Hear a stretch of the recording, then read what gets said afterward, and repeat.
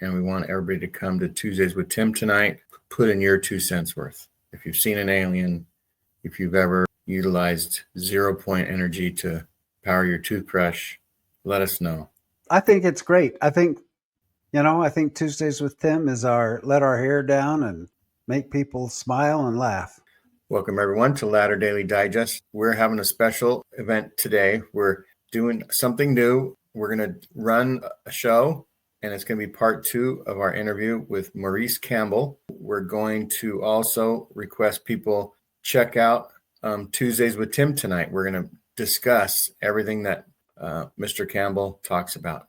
Randy, what have you thought so far about Mr. Campbell's interviews? You know, it was interesting. I always seem to take an interest in people who have seen and spoken to aliens and know about how the supersonic spaceships that these aliens use are created. He's one of those guys. It's really intriguing. And you know what I think would be cool is if people called in on Tuesdays with Tim tonight and let us know if you've ever seen a UFO or and if you've talked to an alien. Totally let us know, because according to our friend who we'll be talking about, these guys are amongst us. They call them walk-ons, and they're on the earth providing technical information to our military and other scientists. That's right. And I really like in this episode how Randy stops the conversation by saying, wait a minute, he just said something about aliens or ETs. And now we're talking about catering. He just kind of glazed over the fact that he had, there's a couple of guys who are ETs and just moved on. And suddenly the conversation is about catering. And I'm like, hang on. That's right. Did you say ETs as in extraterrestrials? That's Can right. we take a few steps backwards here? Because believe it or not, that's not a common occurrence. Catering we can talk about anytime. Catering is very common. Right. So everyone, hope you like this episode. Share, like, and subscribe. And check out Tuesdays with Tim, 7 p.m. every Tuesday night, Pacific time. And we kind of let our hair down. We chat about things that are in the news. Half the time we end up not even by mid show, we're not even talking about the topic anymore. We're just shooting the breeze. Well, people join in, and we're becoming pretty popular with folks joining in. You know what? It's because we're just so damn cool, Gene. And that's right. Especially when we have Megan and Diamond Dave and of course Tim, whose living room we meet in. No, we just have a fun group. Debbie Donovan, you guys, come on and just check it out. If you don't like it, we promise we will give you your money back. So there's no risk to it. That's right. And I'll just start this show, and we'll just go from there, and we'll say goodbye for now. And check this out. Maurice, I'm sorry. When I've heard you refer to Black Project twice, does that mean it's like top secret, that it's not publicized at all? What do you mean by a Black Project? These will be the ones that Dr. Greer mentions that are off the record. They have no oversight for the government or anyone to see what they're doing. And so they're illegal. So they call them Black Projects, skunk projects. So Boeing and Lockheed, Rand, all these are into the Black Projects. And the skunk works. I've heard somebody describe it as the reason why the government pays $595 for a hammer that would cost $12.95 at Home Depot is because they put that in the budget and then they siphon away the excess money into other projects. Well, so we would like actually someday Ladder Daily Digest to be a Black Project. If anybody's out there wants to help us fund our research. And when you see some of Dr. Greer's documentaries, you'll see that he has a statement by Rumsfeld.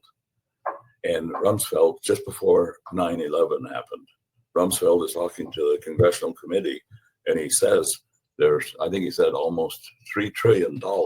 We don't know where it's at. It's in the black projects is where it's in. I didn't realize that too much with the IRENE Research Institute, only that the government had asked us to consult with them about what we were doing to let them know, because they were trying to duplicate the T. Henry Moray device. Now, do you know the T. Henry Moray device in Salt Lake City? Okay, well, I'm going to finish my rambling this other part of it here. Where did I leave off? It was important. Randy, you mentioned, the church involvement. We had in our group, and these people all came from my brother that was the doctor. He had friends all over the place, and so I just kind of rode on his coattails. And he had a person there that Salt Lake, who was out of the intelligence community, who had on his street, on his cul-de-sac, a retired FBI person, a retired CIA person, and himself. And that was a Dr. Foster, not Foster Grant, but Dr. Glenn Foster.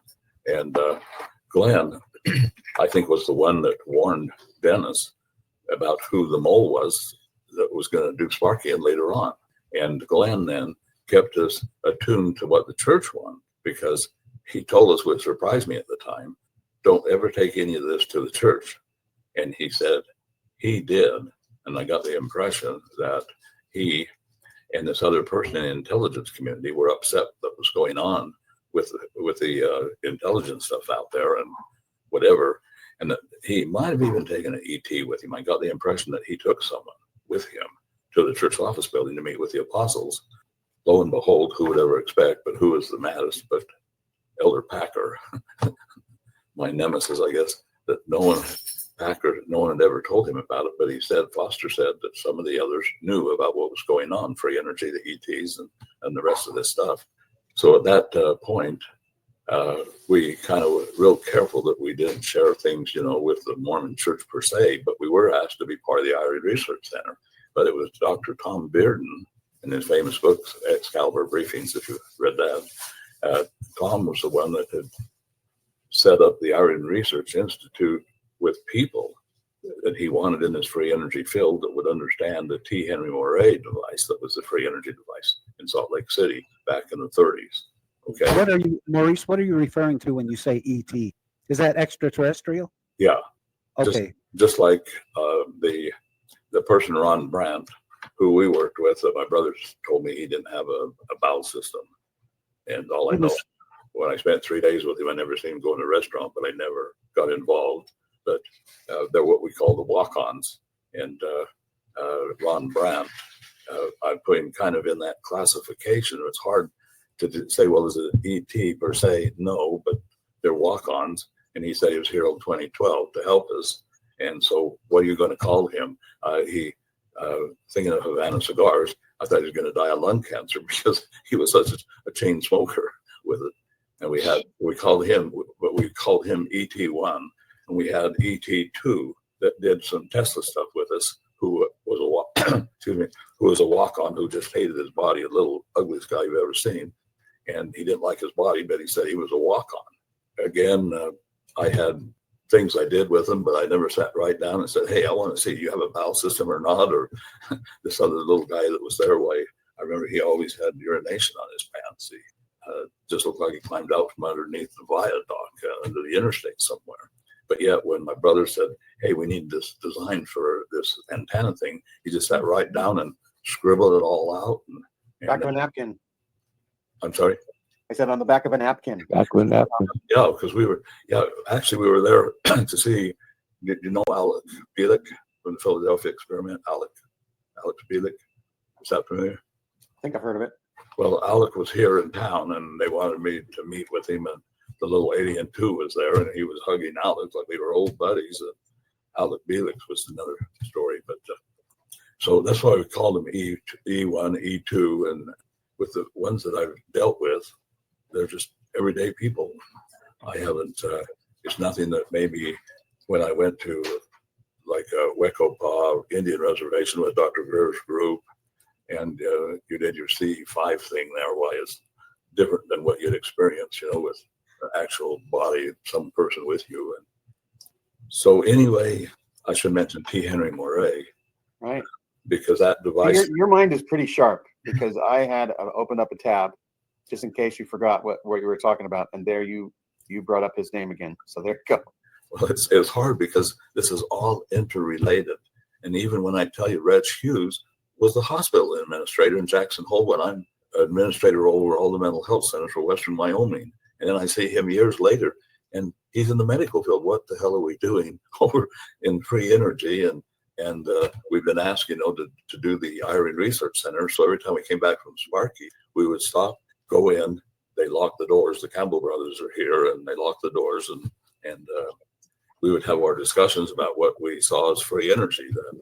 And that's what I mean. It's all tied together. And then to show you this, without too much of a tangent, I keep talking about T. Henry Moray because guess whose former wife lived right next door, contingent, to T. Henry Moray, the lab. My wife grew up there. Now, who had a Down syndrome child? We did. Who else? Her brother had 2 Down syndrome children when he was only 19. And we thought it was that side of the family, but they didn't know what was going on. Who else? T. Henry Moray's son, Dr. John Moray, had a Down syndrome child. You see, his free energy device had radiation with it and was different from what we had, but it tied into my life with my former wife having a child that I felt I wanted to, warn Dr. Greer about, that if they're out there looking at these free energy devices, is this a coincidence with the Down syndrome of what had happened?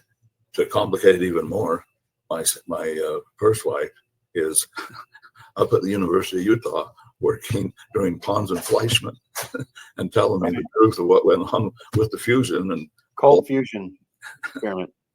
Cold fusion and how they blew a hole in the cement of the basement and didn't want anyone to know the reason you had such a lousy presentation when they came online was because Jones from BYU, they were supposed to make a joint announcement. Jones decided he wanted to make the announcement first.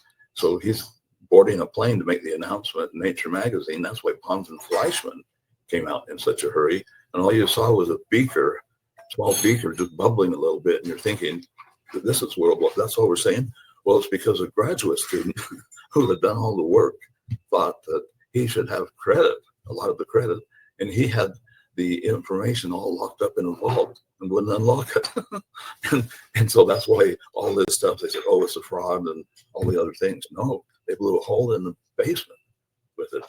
See, that goes back to my wife again, back to T. Henry Moray, my other companion scientist, Dave Faust, that was brought here by Tom Bearden. And the Church of Jesus Christ of Latter-day Saints has so much money. I'm wondering if that's a black operation. What I'm starting to wonder. Well, after 1978, yes. Now you got me in another tangent. You've got to hear about the high yield investment programs. Have you ever heard of a high yield investment program? I have. Yes. You might make 60, 70 million a trade. You might do 3 a day, and there's no possible loss of income because they're using the U.S. Treasury bills. As the Treasury, they brought it out during World War II to rebuild Europe. And so you have to participate because you have to have a program set up for the impoverished. You're going to do something for Africa, and it has to be approved by the World Bank or the IMF. So you ever heard of those? Yeah. Yes. Yeah. Well, guess who was involved? Guess who was tied in with the royal family of one of the royal families of Egypt on one of those programs? The Mormon Church? He was Mormon, kind of. I think he wanted to come to BYU, though, to get wives. That's what he was looking for. Majid Babawi. But I became introduced to him because I was involved, and the people in Europe would keep saying, Maurice, why are you doing this yourself? You should use Xeon's bank. And I'd say, what's Xeon's bank? And I say, spell it, Zions. And then I came to understand that the church had turned over Zion's Bank to the Simmons family. And another partner I had that lost his whole 500-unit trailer park in Evanston, Wyoming, thought the apostles were the board of directors because they're all on the wall. And Zion's Bank had screwed him terribly. He was a seminary teacher. He ended up becoming a fugitive of federal fugitive because he had to leave town. That's when I found out that the church must have been involved in with Zion's Bank. And I think, in my own opinion, that's where all their money has come from to make them filthy rich, is that you could do 3 of those trades. Now, they don't have to share the cookies. If I did it, I had to have that approval from some other group charitable agency in order to participate. And then I would share it. Say, for instance, maybe they'd made 60 million a trade. You need 100 million in order to do this, to trade. And that's where they've had some flammers come in that couldn't come up with the money and tried to do it with brokers and didn't work out. And so it was fraud. No, it wasn't fraud. I've had banks. I'm a few bucks short of that right now. Randy, can you loan me some money? Yeah, I've got that. It's pocket change for me. Yeah, not a problem. That was my due diligence on Majid Babawi, because within 10 minutes, he had sent me from the Great Western Bank of California 120 million that they had just sitting there. He told me one day, he said, Maurice, we got too many palaces. We don't need all these. And he's in his helicopter. I say, Majid, land that damn helicopter. I can't hear what you're saying. But what caught my attention at the time was the fact that the people in Europe, because they're illegal here, only Europe can do it. And they kept saying, go to Zion's Bank, Zion's Bank. And when I put 2 and 2 together in retrospect, I'm thinking, I had to share the cookies if I do it as an individual person. And yet I'm still going to make gobs of money if I'm getting 10 million a trade and they do 3 or 4 a day. And that 100 million just stays there and builds and builds. And so you'd retire after a couple of years of that. Oh, one day. And so I thought, that's where the church has got all this money and decided, why put in chapels? Let's put in temples so we can make everybody have to have a temple recommend. And our tithing is going to keep coming in because you need a temple recommend to be saved. And I think the palaces from the 20th century have become temples in the 21st century. And so when you look at what they're doing, it's obscene. It's egregious to think of the people starving and what's happening with Africa and those kids, those children, the Palestinians and people starving in our day and age, and all the money that's there. And here we are building chapels. And see, I got a taste. I got to ramble again. I got a taste of that in Fiji, of all things, because Samoa was leading the church in missionary baptisms. And when I heard what those Samoan missionaries on their way home were doing, I said, I ain't doing that. That is horrible. They were taking people, natives, Samoans, putting them on buses, taking them around, showing them all those new chapels. Well, I'm in the village, and they're lucky to have this little shack they're meeting in for the Methodists to sit on the floor and have their religion. And here were all these Mormons picking them up, taking them around. After they had taken them around to the churches, showed them churches well, they took them back to the chapel and gave them a Joseph Smith story and then said, how many of you want to be baptized now? And if you know anything about the natives, they'll be in 3 different churches all at the same time. They'll do anything for you. And I just said, no, I will not do, what they're doing. It was bad enough. The chapel in Suva, Fiji, the tourist town, was the first one they built under David O. McKay, who said they should have a chapel there that natives could be proud of. They built the first church without having any members. And so beautiful coral front. It was so pretty that the Indian taxi cab drivers, when the tourist ships would come in, would take them up to see the Mormon chapel up there. And when I got to Fiji, they filled 2 rows of those beautiful New Zealand wood benches that were in the church there. But it was a complete church. So it sounds like they're trying to sell the church as a prosperity gospel. Yep. And join our church and money will flow in. It's almost like a bank that has marble columns and rich wood attire and big offices and stuff, trying to say, we're such a good bank, we can afford all these things. And I always thought, well, you're stealing all our money. You could be given more interest if you're spending all your money on all those big projects and stuff like that. Well, and as a kid, being in Salt Lake, I saw the evolution of this whole process because I had mentioned to Gene that my folks were partners in the biggest catering business that was here in Salt Lake at the time. And so we served a lot of parties, a lot of church parties. And the church office building was about the worst. If you were a general authority and your kid couldn't get a job, he went to work for the church office building. And I don't care, I put Packer and some of these in that same category as seminary teachers, why they got their wealth out of the church later on. And so I say that because what I couldn't understand, two things, is that KSL, that was part of the church, and the church office parties, when we went to those, we had what's called family style catering, where you put bowls out of food, chicken and then bowls out. And I'll never forget as a kid, I'm thinking, well, why have they got that big bag under the table? And they're taking that food off and put it in the bag under the table to take home. I think, man, they need some more money going to those employees. You know, that's really, really bad. And then when I had a job with the Utah Department of Transportation while I was going to school and in advanced planning there, my a mutual friend, his father was a Smith, and he told my dad got him a job at working in the state capitol up there, and he told my dad one time that he would have been in general authority if he would have just played the game right, but he liked to drink, and that caused some problems, getting tossed in jail and things. But his same thing with Tim. Tim would have been a general authority, except for he didn't I live told the exactly truth. way- I told the right truth. way. I told the truth. Well, and that was the problem. But this same friend, the Smith friend, his son got fired there. Kept going to sleep and taking a car and falling asleep. You know, just terrible employee. And so he got a job at the church office building, and away you went. Now I saw the big change come with Tanner when Tanner came in, and there was Tanner and Brown, and their cousin relationship, and Tanner being over Speaker of the House up there in Canada, and he professionalized all that. And I correlate that with the high yield investment programs and what I experienced with all that money. And I believe that that's where all the money has come from. They got more money than God. They don't know what to do with it. So now we have more revelation. God wants us to put a temple in every ungodly place possible that people are forced to look at it and see all our wealth up on the mountain or on the highest knoll. I mean, it's so contraindicated to, if you believe anything in the Book of Mormon, you see what's going on, finding apparel to having the best seats of the assembly hall in Salt Lake City when it's time to see the Christmas program and you can't get a ticket.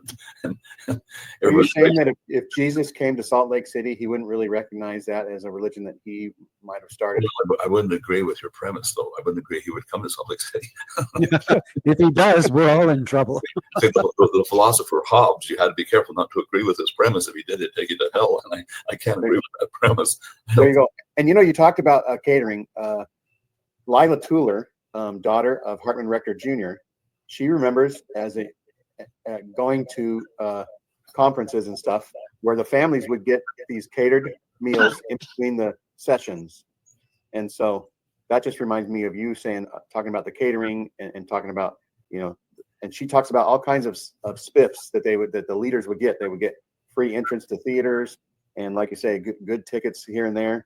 As long as they didn't drive around in Rolls Royces and stuff like that, the family business is doing well. Well, headquarters culture is so different from the church, the rest of the church. People don't realize how different it is until you've experienced it. Like Debbie Donovan talks about it. You're talking about it, how they are so above the rest of the church, and they look down on the members because they give them their money, but they don't care about them really. All they care about is that they keep paying money so they can invest more and more money and build more and more temples. Well, that behavior pattern carries over. When you mentioned limousines, I'd agree. I say no, because my other nemesis, Ezra Taft Benson, who his kid killed, another ET. His kid killed me back in Washington with the damn John Birch Society, and the members back there that boycotted my meeting I had with Jack Anderson, who was doing the Watergate stuff, and Jack came over and spoke at church. And all the John Birchers boycotted me, set up the chairs, and then went down in the basement, wouldn't come out. Editor Tap Benson showed up at one of the conferences. All the people we had sitting there had long hair, and he got up and gave a lecture on how horrible long hair is, and that whole row got up and left. And I say all the missionary work. But one night, I was coming down Capitol Hill in Salt Lake, and I saw this big stretch limo, and because it had a light on in the back, and lo and behold, I looked up and it was Ezra Taft Benson, and I think he thought he was still Secretary of Agriculture. He had his stuff in there, and it looked like Washington D.C. in that big stretch limo. Yeah. Old habits die young. I was at Salt Lake Airport coming out, and there's Hinckley sitting in the front of a limousine, talking to somebody, waiting for somebody, talking about something. It was just like we were going to say hi and wave to him, and it's just he ignored us. He didn't even want to acknowledge our existence. Yeah, he was an interesting person too. I still can't believe it, but I recorded it when he was on Larry King Live. Yes.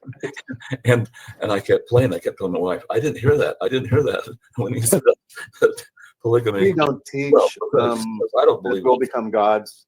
Well, this one he said polygamy when Larry King went ahead and he had got out of marrying Larry King on his 7th marriage. He got out of something like, oh, I'm not allowed to marry anyone unless it's in the temple. So he didn't get involved in Larry King's other marriage there. But he's on there and says regarding polygamy, besides, I don't believe that's scriptural.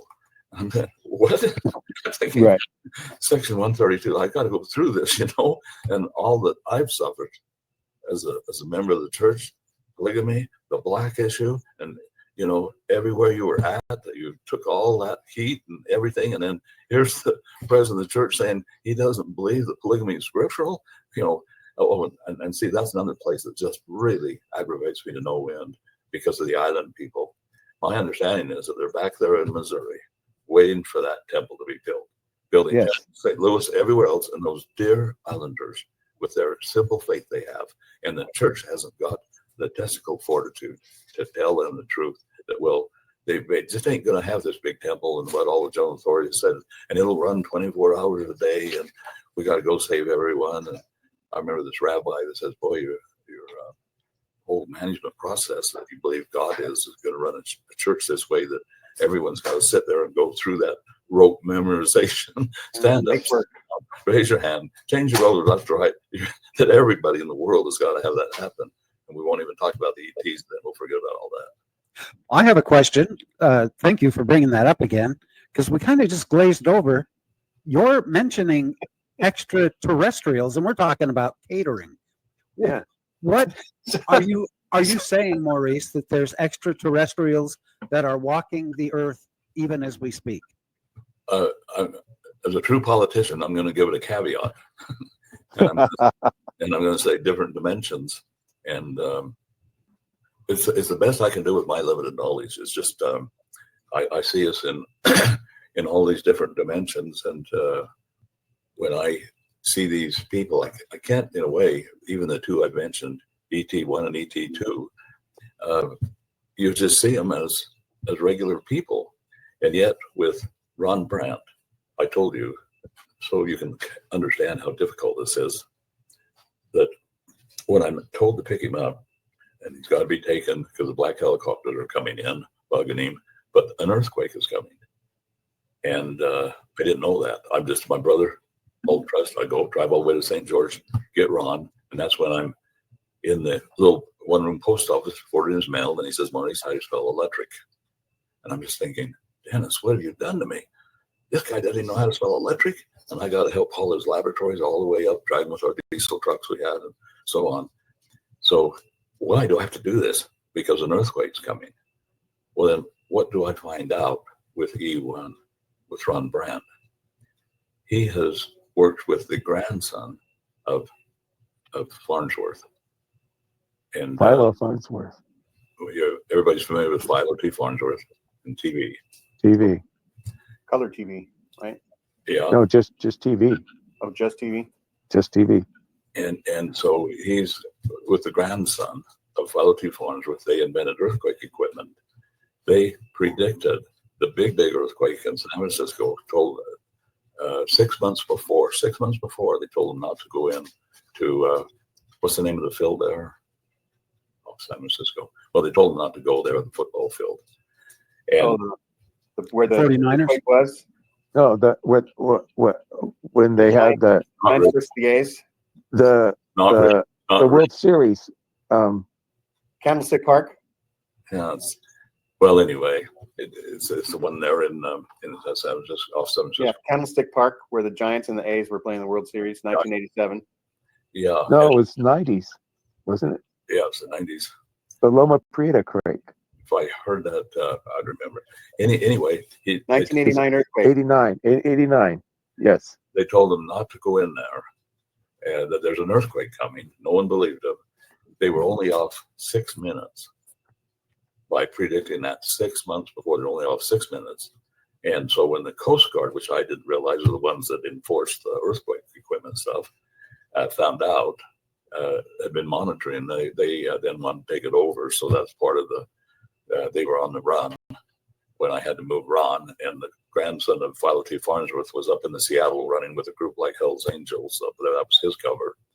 And I found all this out after I'd got Ron out of the St. George Lavercan area. But 3 days after I got him up to Primeville, Oregon, to hide him out up there in the trees, told him to stay out of the public's eye. I didn't want to have to move him again. Then the biggest earthquake in years and years came right up through Zions Canyon and right up where Ron was at, took out those hot pots that were in that Lavercan River there that used to be the spa. And I was a believer after that, that they knew what they were doing, but the Coast Guard wouldn't leave them alone and was trying to track them down with that earthquake equipment they bonded. So Ron was also using tachyon beams. And that's when he told me with the medical equipment he had that the tachyon beams, every time he turned it on, the black helicopters came whipping in there, and he was tired of the black helicopters. So that was another reason I had to move him. So I say that here's this person that seems to, other than just being a terrible chain smoker, I think he's going to die of lung cancer before we get him there. He's got all this technology and just slow to talk and well. And then when my brother says he doesn't have a bowel system, and then I'm thinking, oh, yeah, when I went on this trip, I never saw him once going in to eat. I never saw him once ever go in a restroom. And I guess it must be what it is. And Ron's telling me all these other things that I should be part of the Galactic Federation, and that he's from Atlantis, and that he's here till 2012, that time till 2012, and then he'll be gone. So I tell him, okay, Ron, you remain low key now. I don't want to be out in the public. I don't want to have to move you again. So if I had it in front of me, I'd show you. I get the Nikola Tesla official international magazine, and who's on the front page? Ron Brandt. He's in Colorado Springs and giving some presentation there. I think he still had a hole in his t-shirt, and that's how they listen. You see, they're extremely frustrating. But do you call this ET? Do you call it someone? I call it someone in another dimension, someone from somewhere else, and then the other person we just called ET because we needed something to be able to call him by. This is the guy that wet his pants all the time? Yes, and he had an erection all the time. If I'm honest, I'll just call it space. I'll call it. I'd like to get in on that technology. Well, it made me wonder why he always had urine and an erection, but he hated his body. I mean, this is the best I could do, and, for a walk on, and then they get ready to do something for you and they just do it. But other than that, they're kind of quasi-normal. It's not like you're going to see some beaming light here or anything else. Where are they now? I mean, do they age and pass like? I have no idea. Just like my person who got us involved with Sparky Sweet. And then it took in retrospect, well, John, why didn't John Fitzwater ever get back to me? And I think, he had this other post office box in his shopping mall I always wondered about. Why does he go there to get his mail? And then I thought, well, that's not too unusual. My brother's got an extra box at the mouth of Immigration Canyon that he was using there. And so I'm not, I just thought, well, that's the way the game's played. Sometimes you got to stay out of the front seat. And again, it's only in retrospect you go back, and something as simple as putting this together with the Mormons being favored in these agencies. Then I find out with, he was my hero for a long time until I lost it with Neil Maxwell, because he was political science. And I really liked some of his writings that he had. The guy was a brain. He came and spoke to the Maryland legislature while I was there. And some of them even came out and they said, that was like Christ was talking to us. I mean, they were overwhelmed. He gave an excellent talk that we had, because we were having to explain to the legislators how they were to be, the new legislators, how they were to be legislators. And so it was quite a moving moment. But then I got crosswise with him later on, because they told me up in, I think I was in Jackson Hole maybe, when they said he was in town at a conference or something, wanted to talk to me. And so I'm thinking, well, that's nice. You know, I'm flattered, and he's one of my heroes.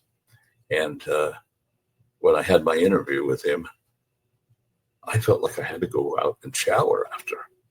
And I thought, that must be me. How could I feel that way? You know, this one of the apostles. And what it amounted to was he wanted to go ahead and break my responsibility that I had to my legislators.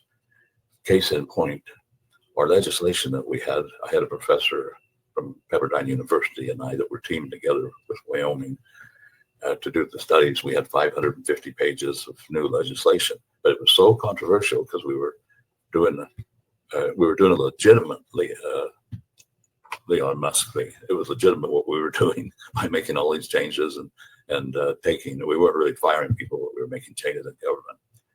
And Senator Malcolm Wallop, who was from Sheridan, who was part of the English family, he was a cousin to Prince Philip in England. And I think that's how they got their money, probably, when they came to America and owned the big ranch there. Senator Wallop was the chairperson of that committee. And we were real controversial, but they ended up implementing all the stuff after we left. The Republicans took it away from the Democrats and then ran with it later. And after doing all that, Malcolm went back to Washington, D.C. as the U.S. Senator from Wyoming. And I'll be damned if Neil Maxwell wanted to know all this stuff about Malcolm Wallop and break my confidentiality agreements. I was just devastated. I couldn't believe, that went on. I mean, I felt like I had to go out and shower when it was over with. And again, it was kind of introduction to politics. I'm going to ramble you a little bit more and bring you back to Utah. Where I first saw this going on is that in the 1960s, when I was with the Speaker of the House, the controversial mini bottle on the booze had come up again. It had been already turned down. And they had a meeting, and the speaker knew what was going on, and I was the goose to get slaughtered, because he sent me to the meeting behind closed doors with the Republicans there. And it was on the mini bottle. And this is what I found out. All the blood was flowing in there because Richard... We'll let Tim take his call, and I'll delete this little part, but you continue your story. Okay, Richard Richards, familiar name to you all, he came in to the closed meeting behind closed doors and said, everybody knew who they was. They want this mini bottle to pass. Well, all the blood went flowing then, because all these stake presidents, past mission presidents, and all in the legislature said, you told us last year the evils of the mini bottle on the liquor, and we went and our neighbors, all our friends, our boards and stakes and all, and told them the evils. Now you want us to go out and tell them that it's okay to have this mini bottle? Yep. And that's the way it was. And guess what happened? For doing that, the agreement was the church would get all the appointments to the Utah State Liquor Commission in their control. That's why you had all except one who was a friend of the church were non-drinkers. And I can't remember his name at that time. I think he might have had some Italian restaurants or whatever, but he was a favorite of the church. And so they went ahead and traded that off, and those stake presidents, bishops, and all had to go out to their neighborhoods and now tell them, we want the mini bottle. And it just wasn't as evil as we told you it was. And I was just kind of in shock. I just thought, I can't believe that a separation of church and state, that they had the audacity to come right in here. And later on, I thought, man, I got more corruption here in Utah than I had in Maryland during the Watergate era when I was back there. That just took place subtly. And so, as a young kid, I could see all the connections going on between who was favored, general authorities kids. You got to BYU, and when you went to your ward, why all of a sudden McConkey's kids you hadn't even been interviewed yet. So how did they know who you were, whether you should have a position in the ward or branch, whatever? But McConkey's kids were already in those key positions. and you're thinking, well, I think I'm seeing a little bit of nepotism going on. So I think the word Mormon will go the way of the mini bottle someday, and it won't be as bad as it used to be. Well, then the mini bottle was just a little bit of a victory for Satan, I think, back in 1969. Well, and they drank more of it. I mean, it was worse. It was a worse scenario. I had to make an analysis of the whole system for the speaker, and I did, and I said it's the worst decision ever. They're going to put a state department. Yeah, but I guess it'd be like a state office, just a compartmental thing in there that you'd have to have all the administrative overhead for each restaurant, every place. Right, a board, a state board. Well, they had the state board, but it was on the location. You had to have the state represented there. I mean, you couldn't believe it. And so I guess that came out of it later on. But I had made my 2 cents at that point and said it was horrible administration to have to, put a state store in each restaurant and then inventory all your booze and everything. It's just, brother. But I saw the power of the church. Yeah, we've had you on for a long time. I know it's lunchtime probably for you right now, and we'd like to talk to you again someday.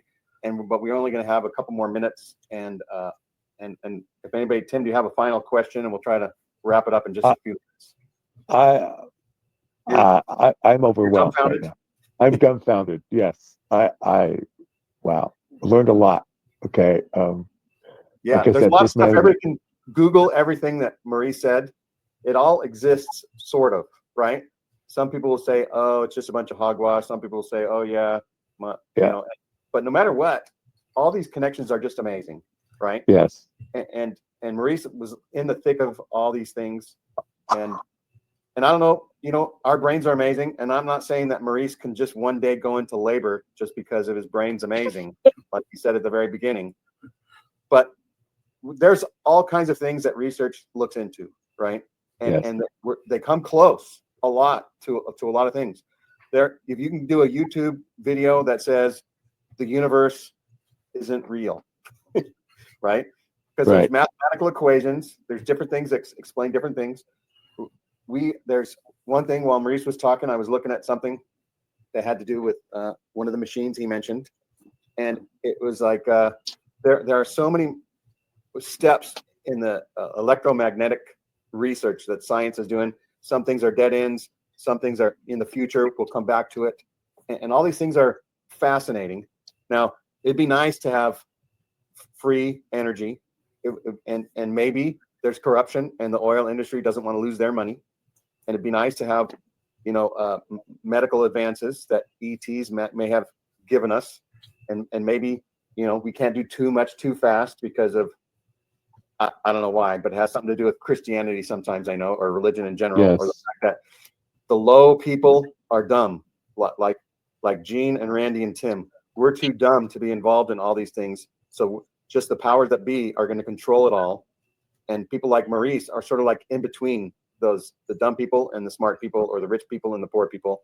And they have stories to tell. And this is a story that we're fascinating. Have Maurice on. Randy, Maurice, you have any final thoughts? Oh, yeah. I have been excited to talk to you because if we have time, Gene, I have a question about something I saw one time. And if anyone would know what this was, it would probably be you, Maurice. But I was living in a trailer in Chandler, Arizona, and I walked outside to pull something off of the clothesline, and something caught my eye in the sky. And it was the best way I can describe it is if this was the Earth, it was a beam of light that went like this all the way to eternity one way and all the way to eternity the other way. It Across wasn't the sky. coming, it wasn't coming from the earth. It was just going by the earth. And I stood there and watched it, and it was slowly moving, I thought, but then I realized, no, that's the earth rotating. And 3 of these beams of light passed by. Daytime or daytime? No, it was nighttime. And the beams of light were, they're very large. I don't know, in if I'm comparing it, this would be the earth, this would be the beam of light, and 3 of them went by. But like I said, they weren't coming from the earth. They were going by the earth. And I could see through the beams, but it was like a giant flashlight, was casting these light beams. And I had to wonder if it was some sort of an electronic, maybe transportation system, or magnetic, not electronic. Have you ever heard of anything like that?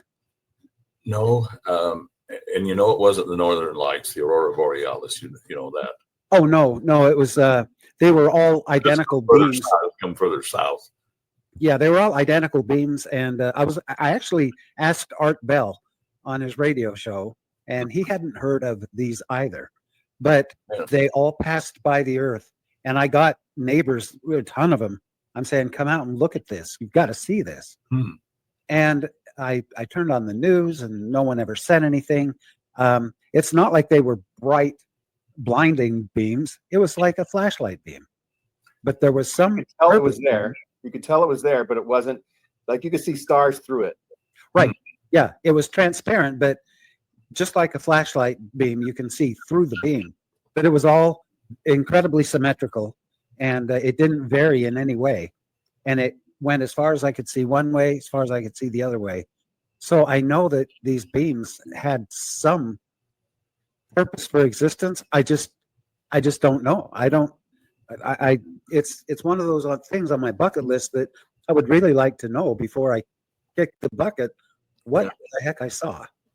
Yeah, I don't know, Randy. You have such a lot of stuff going on in Arizona, Sedona to whatever. And I was there at the Wecopa Indian Reservation at just outside of Scottsdale, where with Dr. Stephen Greer. And what people don't realize, because they think maybe they didn't see something, this is different what you mentioned, but when they're looking at maybe just a regular UFO and you catch a glimpse of it, I've had my occasion where I had to really check and make sure that wasn't a plane, and you can tell it wasn't a satellite and so forth, but they come and go real fast. And when I was there and they were doing their rituals they go through, I wanted my wife to see it because we did get saw one twice, but you had a big burst of flash of energy. And that's because the government is still knocking them out. They've got that other equipment. And that's the big problem. You say they're our friends. We shouldn't be knocking them down. But they're still out there. When we have another discussion, and you got into questions that Gene had regarding people that Greer was working with that he didn't trust, and this information and so on. I don't have time to do it now, but that's part of the problem, is you're still into this enemies and not enemies. And I think sometimes the church is the same way. I'd get so mad because this is a golden contact, supposedly. And as soon as they didn't want to be baptized or do something, they walked away from it. These people are devastated. And it's conditional love, conditional concern. And exactly. These UFOs, they can only make themselves known that fast. And right. Before the beams hit them, and they're done for. But that gyroscope that I mentioned, I've got the trisomy gyroscope to cause the portals go into other dimensions, which Skinwalker Ranch has got 3 of them. I've been trying to get one. and that's part of my problem of when I start having problems again with our cell phones. My computers are knocked out and taken down, and money taken out of our bank account. And I won't tell you all horror stories. But we're treating them as the enemy, and it just couldn't be further from the truth. But if you've got, like Dr. Greer said, in his group, that an entity that looked like, I think that was a praying mantis, I think, that healed one of them in the group later on of his hearing problems. They'd been deaf all that time. And you think, wow, if I can't even be with a black person, how in the world are you going to do with take Star Wars and that scene in there, they're all at the bar playing. Exactly. And, yeah, how are you ever going to see past people's exterior, thinking that this is the ultimate race, this is what we all should look like, and so on. Well, I better let you go. But Randy, Well, thank you If we very did much. another show, We Gene, need to do another show. yeah, do you think we could do another show specifically about these ETs and UFOs and things that people have seen? Would that be possible? Maybe the backyard professor. oh, in all honesty, I don't know if I have too much to offer in that area. I'd almost be referring everybody back to Greer's Okay. unacknowledged, and there have been 750 million viewers of that unacknowledged that I was supposed to be in first, and then the whistleblower Dottie that was with the Air Force showed up at that time, and they called me and said we're not going to fly you to Las Vegas because Dottie showed up on all that information, on disinformation, paying the networks not to cover all this. And so he blew the whistle, which is interesting for Utah because out of all of them, when they asked him that was outstanding in his mind, it was Dugway Proving Grounds is out of all the investigations he made. And he said that's information all got lost after he kicked it upstairs. But and Greer was also saying that they got 1,300 square miles at Dugway underground with all this being done, building the man-made UFOs and so forth. So they're going to get a lot more information there because I haven't. I've seen UFOs. I've never been on one. They've been kind of some of them instantaneous things. And Maurice, you've been on other podcasts recently, a couple months ago. And I was supposed to, but I got sick, and that's why some of this was a preparation for the That's right. It was actually Dr. Greer's administrative assistant, and she knows how all this ties together, the IRENE Research Center and T. Henry Moray and Dave Faust, the scientist that Bearden's brought in. That's why that was done. But if people haven't got too much of a background in that area, it may not be of too much interest there. Yeah, so we'll do a show with the backyard professor on the UFOs coming up pretty quick. But yeah, thanks for coming on our show. Thank you so much. Well, when I end the show, stay on for a little bit longer, and we'll just chat for just a few more minutes after I say goodbye to our audience. But anyhow, everybody share, like, and subscribe. Keep an open mind. You just never know what new information is going to come out, and whether the government approves of it or not. You just never know. And I'm trying to keep an open mind. There are some things, I wish, like if free energy was true 30 years ago, why don't we have it now? But there are other powers that be, and you just never know. I mean, it'd be cool to do a show on things that were rumored like 200 years ago that actually came into reality like 50 years later or 100 years later. So like what things people had theorized that eventually became a real thing, like escalators, right? Or those doors that open up as you approach the store, like Star Trek has, right? They were able to see some of those things. But so Maurice, are you saying that you don't recall being on a podcast in the last 6 months or so? No, I haven't. I was supposed to on a Zoom conference over a period of time, but we had to wait on that. So, because some of what you're saying is so familiar to me, like I heard it 2 months ago, and maybe it was somebody else you might even know. I'm going to have to do some research, talk to Tim. Tim probably sent me the link 2 months ago and said, hey, watch this or something. And so if I can find that, I'll include it in the description. And because that's more information about like the E1 and just, they're just people that you just talk to. And this guy had a relationship, and they would go to meet at a diner and talk about things. And then, they would see them every now and then. So anyhow, Well, that could be attributed to the heroin, Gene. there could be that. Right. Yeah. All right. Have a great Okay. rest of 2025, and we'll see you later. Thanks. Take care. everybody appreciate it. Wow. Yeah. Thanks. Oh my